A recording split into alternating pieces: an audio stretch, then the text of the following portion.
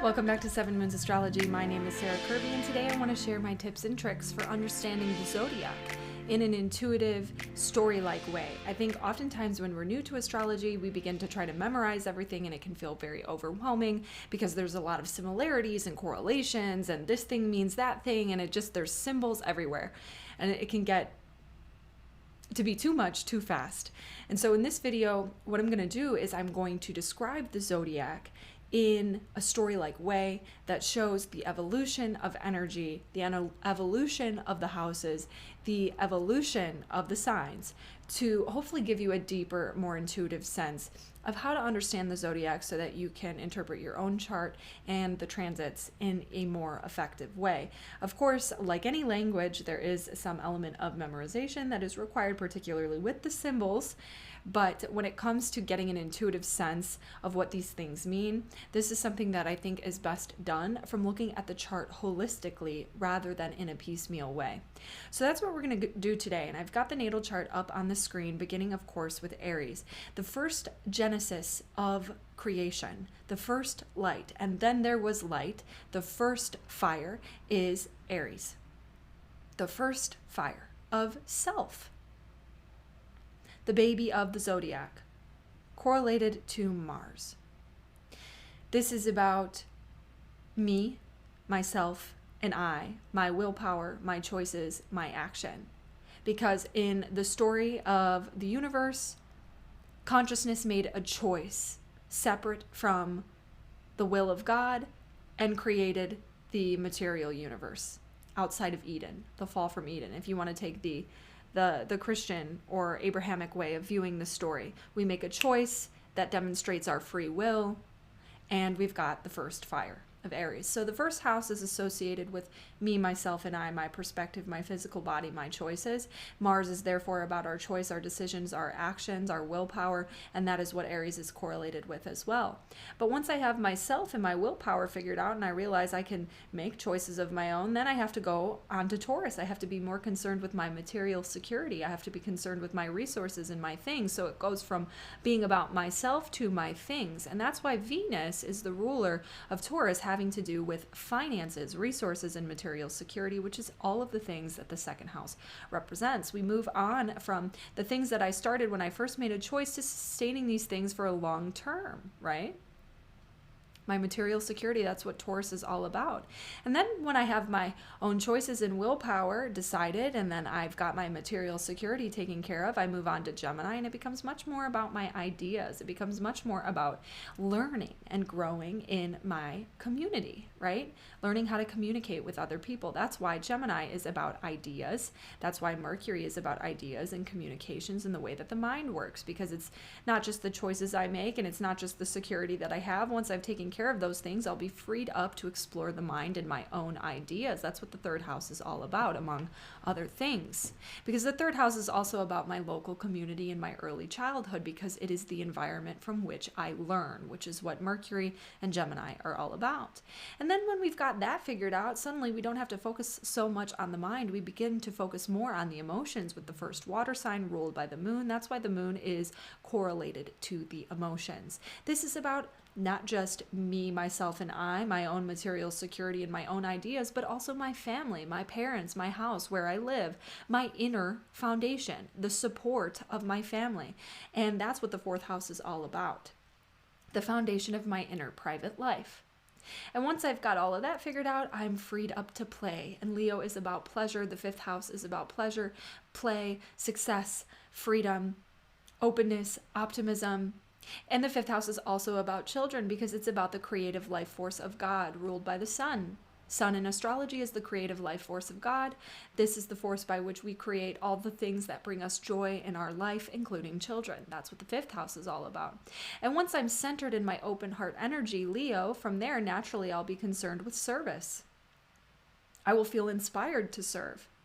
And that's where we come to Virgo, which is the energy that is all about showing up in service for other people through the work that we do, which is why the sixth house is correlated to work, projects, and collaboration with other people. And that's the other element of Mercury. Mercury not just being our ideas and our correlation, but our ideas and our intellectual ability and communication, but also our collaboration, our projects, our plans, and our organization. Because we're showing up in service of other people. And then once we've done that, we begin to think how we can partner with more people to do more. Because when we're collaborating and we're doing work with other people, suddenly we can't just be concerned about my ideas in the first house, my perspective, my will, my choices. We have to fold in the first opposing energy in the 7th house, which is other perspectives, Libra, which is compromise, Libra, which is working with other people in relationships and agreements that we make with other people, which is why Venus is not just about my material resources in the 2nd house, but it's also about relationships correlated to Libra in the 7th house. And once I have my relationships figured out and I'm making agreements to partner with people, suddenly we've got more power than I had alone, which is why Scorpio is about the 8th house connections of joint finances, because now it's opposing the 2nd house. It's not just about my resources. It's not just about what I do to make my own independent, self-reliant reality, but it's about our power, our shared resources, because now I'm in relationships. So it's correlated to Mars because it's also about how I make choices. It's also about how I wield my will and decisiveness in the world. But it's about how I do that together with other people. And it's also associated with Pluto in modern astrology, Pluto being the force that is connected to power and intimacy, the occult, and other 8th house themes. And once I've explored what's off limits in the world of the taboo and the occult in the 8th house, right? Now I can move on to the great power.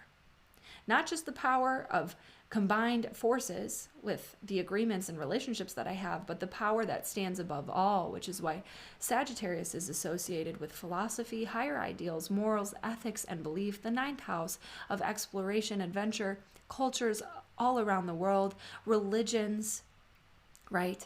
Religions, beliefs, spirituality, philosophy, higher education, and learning. Those are all the 9th house Sagittarius themes, ruled, of course, by Jupiter, which is about expansiveness, growth, and evolution with God and intuition. So how does this oppose the 3rd house? Well, the 3rd house was about learning, right? The 3rd house was about my ideas, and the 3rd house is about information that we communicate, whereas the 9th house is much more about intuition. It's about an inner knowing, a deeper knowing. Now, the 10th house, once we've got those things figured out and we move on to Capricorn, it becomes about authority. Because who's in charge here? Who's really in charge? When we figured out about these higher ideals, about morals, ethics, and beliefs, well, suddenly we have a sense of duty and responsibility to live by what we believe is right. And that's what Capricorn is all about, because it's not just about here and now, it's about time, which is why we've got a correlation of Saturn being about time. This is about the 10th house. It's the legacy. It's that public reputation that we have, the duty that we have to live by a sense of responsibility and commitment.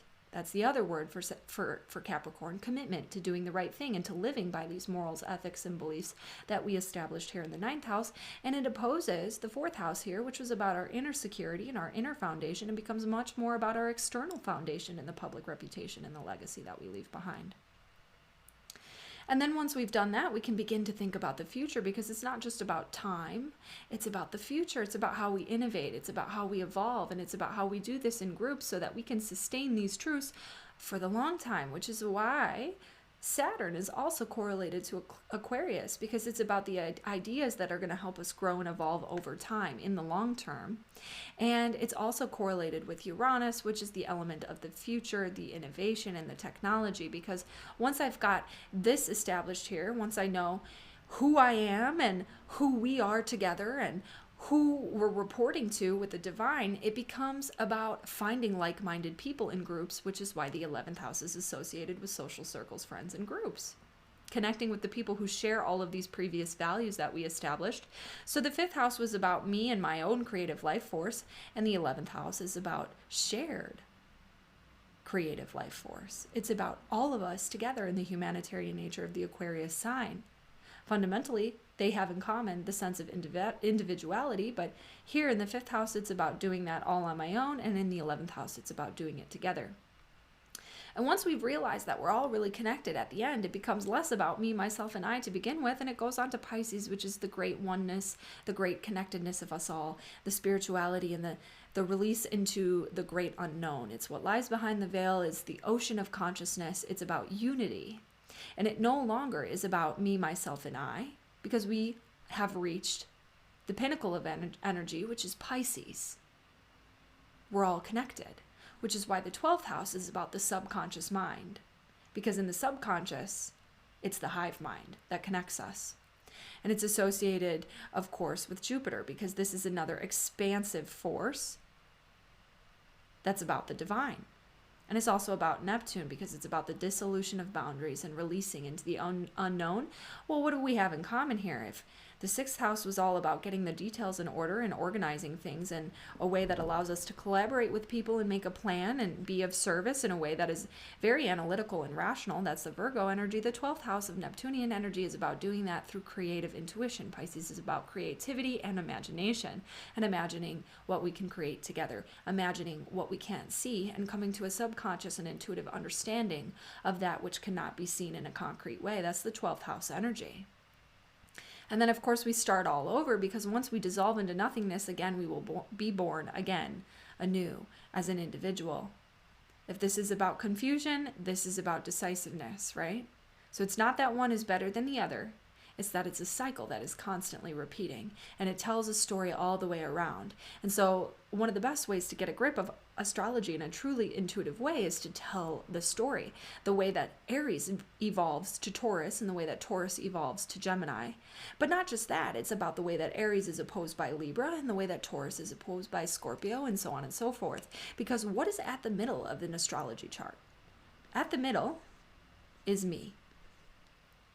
Because this whole chart, when you have a unique chart cast for your own time and place of birth, it's taken for what's on the horizon here at the time of birth, in the place that you were.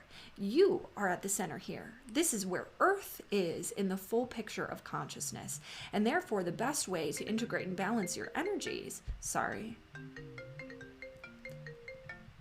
is to understand that if you've got a lot of concentration in Scorpio, for instance, you're going to have to consciously balance out the energy of Taurus so that you can integrate your chart in a way that gets you closer to the center, closer to who you really are, closer to the center of the chart, which is, of course, a clue and a hint at spiritual alchemy.